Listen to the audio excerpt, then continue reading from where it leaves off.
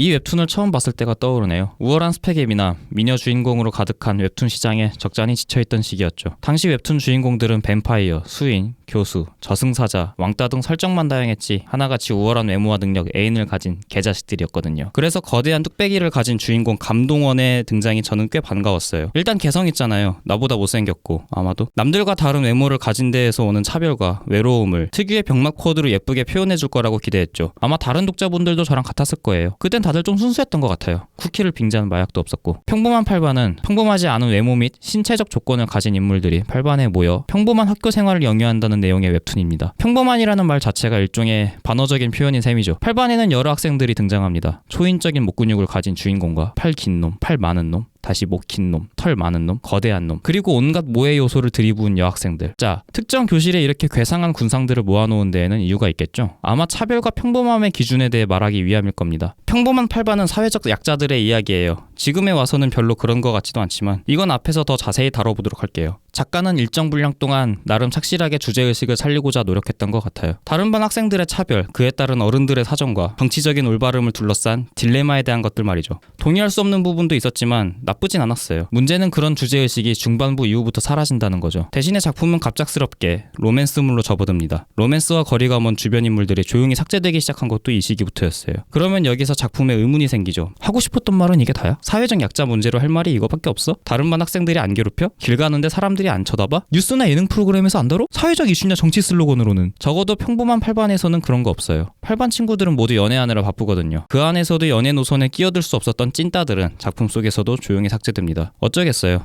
사회적 약자 안에서도 왕따라는 게 존재하는걸요. 8반 친구들 사이에서 살아남으려면 성격을 로맨스에 알맞게 개조해야만 합니다. 맞아요. 배제되기 싫으면 알아서 대세를 따르라가 이 작품의 주제입니다. 저는 검소한 사람입니다. 그렇게 욕심이 많은 편이 아니에요. 그냥 적당히 다양한 방법으로 주제의식을 살리길 바라고 있었죠. 가령 2장 52화 때 주인공이 아영의 마음을 가지고 논 엄친아를 때려눕히는 장면이 있는데요. 그런데 이 엄친아의 부모가 주인공의 학교 이사장이었던 겁니다. 분노한 우리의 이사장은 폭행범인 주인공과 합의를 해주고 정학 20일과 봉사 50시간이라는 아주 무거운 처벌을 받게 하죠. 그리고 8반에 고립된 학생들을 사회에 섞이도록 8반의 해체를 주도합니다. 착한 것 같은데? 아무튼 학생들은 이 문제를 해결하기 위해 주먹을 휘두르고 옆에 있는 여자랑 썸을 탄 다음에 다시 주먹을 휘두릅니다. 끝에서는 전교생들 앞에서 최우성 학생의 모범적인 이미지를 망가뜨리는 걸로 갈등을 해결해요. 동시에 학교 윗선에서 주도하던 8반 해체 또한 해결됩니다. 그런데 경위는 알 수 없어요. 대신 이렇게 설명하죠. 누구 하나 정확한 이유를 알 수 있는 사람은 없었다. 장난하세요? 차라리 전직 암살자였던 문어가 담임으로 있었던 교실이 차별과 사회적 약자 주제를 더 잘 구현했을 겁니다. 심지어 거기 문어는 자기 학생과 썸도 안 타요. 주인공을 비롯한 학생들은 다수로부터의 격리를 자발적으로 지지합니다. 그리고는 고립적이고 배타적인 인간관계를 형성하죠. 좋게 해석하면 같은 처지의 친구들끼리 모인 거라고 볼 수 있겠죠. 하지만 어떻게 보면 본인들부터가 남들과의 차이를 받아들이는 거 아닐까요? 다시 말해 8반의 존재 의도를 모르겠다는 겁니다. 왜 학교는 그들을 수용소처럼 한 곳에 모아놨죠? 8반 학생들은 물리적인 도움이 필요한 계층도 아닌데요. 왜 8반과 선생들 이외에는 이들과 같은 신체를 가진 사람이 등장하지 않죠?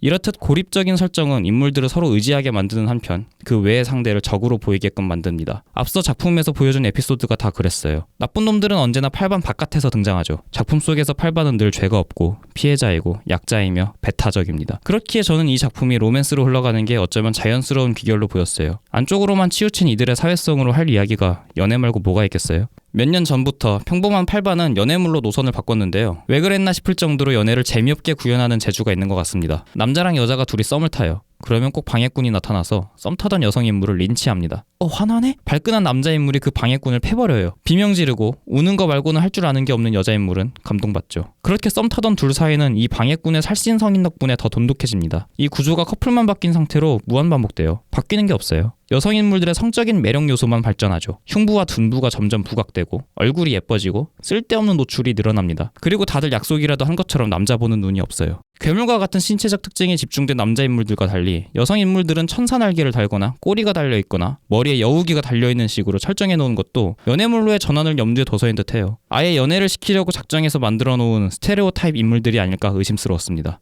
정리하자면 이건 초반 설정이 중후반 이후부터 자취를 감춘 작품입니다. 사회적 약자는 타이틀뿐이고 실제로는 각종 기상천외한 매력을 가진 아리따운 여고생들과 연애하는 평범한 만화로 전락했죠. 수십 수백의 쿠키를 구워바친 독자로서 좀 실망스럽네요. 주인공이 나보다 인기가 많아서 그런 건 물론 아닙니다.